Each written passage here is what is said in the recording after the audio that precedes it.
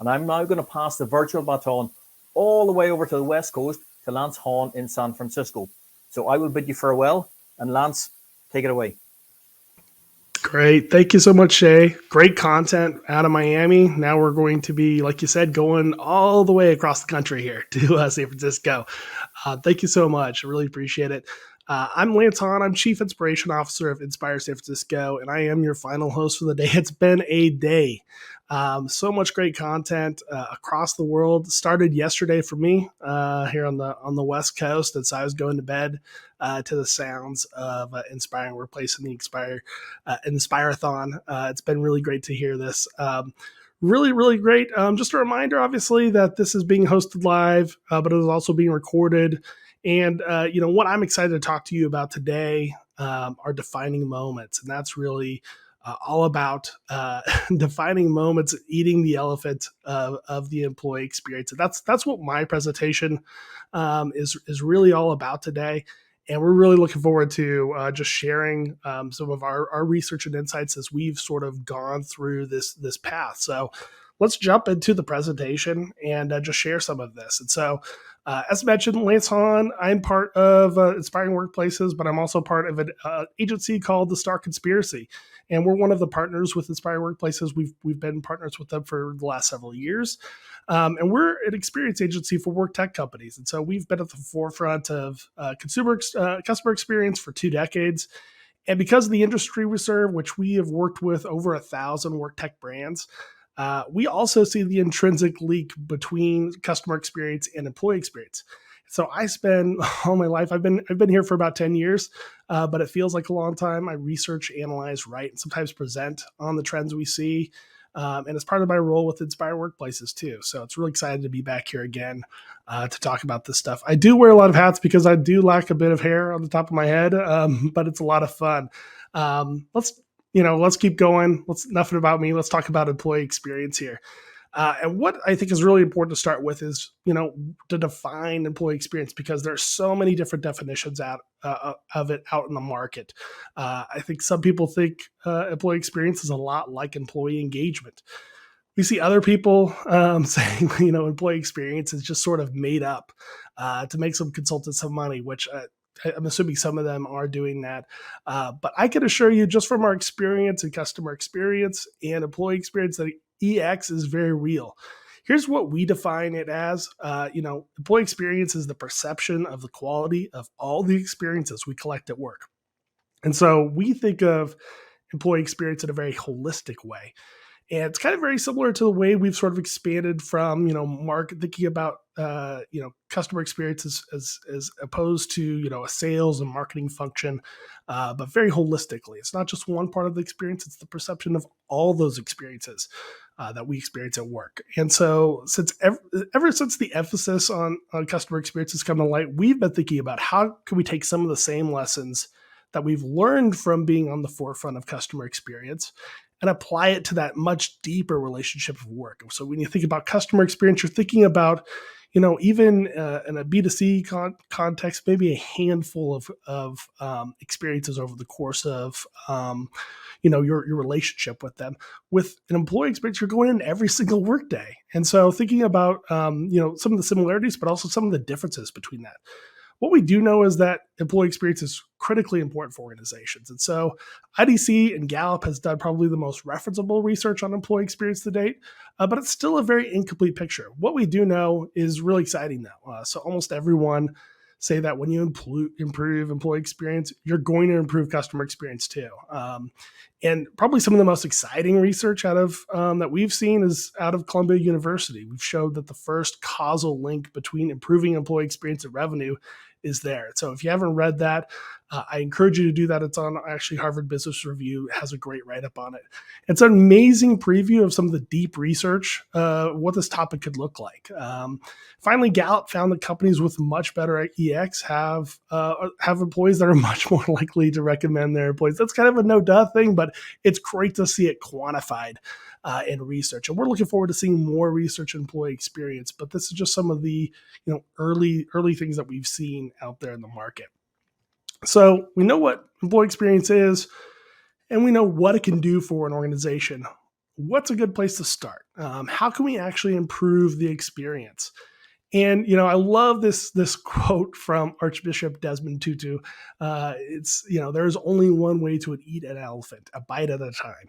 And so when I talk to many work leaders around the country, around the world, this is the approach they're using to take action. If they're taking action, this is the approach they're taking. Start somewhere, anywhere, knowing that there's a big, arduous task in front of you that requires a gradual approach to take care of it. If you want to improve your entire employee experience, eating the elephant is simply a matter of taking bite after bite until it's gone. And that is one way to take care of it. It's because most people look at this definition of employee experience and they see this holistic view of this quality of the experiences that we collect at work. They see that as overwhelming. How the hell can I improve the quality of all the experiences? I can barely control the ones I'm directly responsible for. Eating the elephant of employee engagement is possible. Employee experience is possible, but it feels almost like a moonshot for organizations. It just seems like some way far off thing that they can't even comprehend. And it would be irresponsible of me to send you on a mission with a moonshot chance of working, with the ability to go out there and really understand, what's going on with employee experience without a little bit of an easier approach. It would also be irresponsible for me to propose a definition of employee experience that could take literal decades to fix, because we don't have that much time. So what I am going to give you is a cheat code for that employee experience that doesn't require you to eat that elephant. And that's going to start with thinking about this the right way. Instead of focusing on all the experiences, thinking instead of the second part of that definition, think about the first part. We should be thinking about the perception of those experiences. What our approach to EX requires is that you realize that the perception is what actually matters. When someone is thinking about or relaying their experience as an employee of the organization, it's being driven by their perception. This is incredibly important. Why? Because our perceptions aren't monolithic in nature. We aren't taking a minute-by-minute score and then objectively measuring this over the course of our employment. So I'm not taking, every 5 minutes writing down, okay, this is a 10 moment right now, and then I'm not averaging up this spreadsheet over the course of my career. That's not how we work. We aren't objective on purpose, because measuring all those moments in the employee experience is too much, even for our very powerful minds to do. It's too much information to hold on to. So what do we do instead? You may have heard the phrase that perception is reality. But what's actually happening is that reality drives perception. And something that is happening in our lives, we take measure of them. And so it starts on the left-hand side here with all of these moments kind of stacked up on a day-by-day experience. I can ask you, what happened yesterday or today? And you have a fresh memory of everything. It's actually very hard to say what's been an important moment and what hasn't necessarily. It might not be clear in that moment. In terms of the last few days, all these everyday moments might feel pretty ordinary, but still very memorable because they're just a few days old, right? As you move out a week or two, these moments start to fade. The details of those less important moments disappear. You might not remember 100% of those details. And then as you keep going and fewer moments stick out, the most important moments really start sticking out. That's until you get to the point where these moments become part of your core memories and perceptions. That everyday moments sort of fade away until you're left with the most significant moments. So when someone asks you about your experience at work, you're left with just a handful of moments that really define your perception of your employer. That's why we call these defining moments. They're critical for driving the perception of our employee experience. And that's what people are going to remember. It's the reality that drives the perception.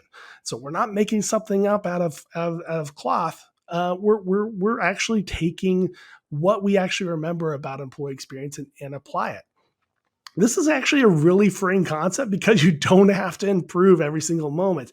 But they just grade out, 80% of what you're seeing there. And actually, in reality, it's a much smaller amount of thing. You don't have to improve every single thing about your employee experience. When you realize that most of that stuff on the far left is going to be disregarded when we think about it, you can focus your time and resources on what we know will actually affect people's perceptions of employee experience. And also make the biggest impact on people's lives, because people are pretty good at knowing what's a moment that matters and what isn't, especially when we have the advantage of looking back with time in retrospect. All right. So, if you buy into defining moments, how can you improve them? We can't prove all of EX, but we can do something about defining moments. Where do you start? Really see three places where we can get going here. The first step is actually identifying moments that actually matter in your employee experience. While moments may be different for people, you're going to find some trends here. Trust us on this one. As longtime researchers, we look at our options on a grid of quantitative and qualitative primary and secondary options. All these research methods are really important and viable, and it kind of depends on the type of research you want to do. But we think in this case, there's probably a few that make more sense than others. For EX, we really see surveys and interviews as incredibly valuable, both for the type of individualized data they give you and the storytelling that having deeper interviews with employees will give you. We're a little bit more skeptical of benchmark data simply because there isn't a lot of externally available data on employee experience. And best practices for employee experience, they're really all over the place. So you've really got to be careful about, taking what's going to make the difference for your organization, what's going to deliver a defining moment for your employees, and kind of disregarding the rest. I wouldn't say not to use benchmarking or best practices whenever you're researching and identifying those defining moments in your organization. But I just say proceed with a little bit of caution there. When we go out to do research, we think about the types of questions we want answers to. We think of this as an exploration, especially if you're diving into employee experience first. So oftentimes before we build out an instrument, a quantitative survey instrument, we'll start with interviews to get narrowed down the understanding and to get some guesses as far as, do we know, can we maybe disregard some things on defining moments? Can we really define out defining moments really soon and really get to the point where we're putting a survey out there that will actually ask really valuable questions? We'll make the most of that time whenever you're sending that out to the entire organization. Again, so we're looking holistically at EX, we're also asking really broad questions. We're really trying to figure out what those defining moments are, and we're less concerned with sort of prioritizing it at this point. We're narrowing down those few moments that will truly define the experience for employees. The second step is prioritize. After you identify those moments, how do you prioritize where to start? First of all, I will tell you there are two mistakes that most organizations are making in employee experience that impact prioritization. The first one is not believing that employee experience starts before the first day of work. In fact, one of the best employee experience moves that some organizations have made is to set the right expectations on a job post or to ensure their employer brand actually reflects their organization.